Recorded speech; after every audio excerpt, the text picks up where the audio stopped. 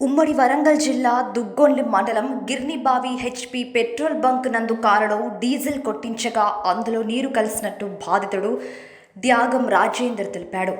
బాధితుని వివరాల ప్రకారం దుగ్గొండి మండలం మర్రిపల్లి గ్రామానికి చెందిన త్యాగం రాజేందర్ ఈ నెల 16న గిర్నిబావి హెచ్పి పెట్రోల్ బంకులో అతని కియా కారులో 4,000 రూపాయల డీజిల్ పోయించుకున్నాడు. అయితే తర్వాత రోజున వరంగల్ వెళ్తుండగా కారు కొంత ట్రబుల్ ఇచ్చిందని, అనంతరం 2 రోజుల తర్వాత మరల హన్మకొండకి పని నిమిత్తం వెళ్తుండగా కారు చాలా ఇబ్బందికి గురి చేయడంతో షోరూం వాళ్ళకి ఫోన్ చేయగా షోరూంకు కారు తీసుకురావాలని వారు చెప్పడంతో కారును రాజేందర్ నర్సంపేటలోని షోరూంకు తీసుకెళ్లాడు.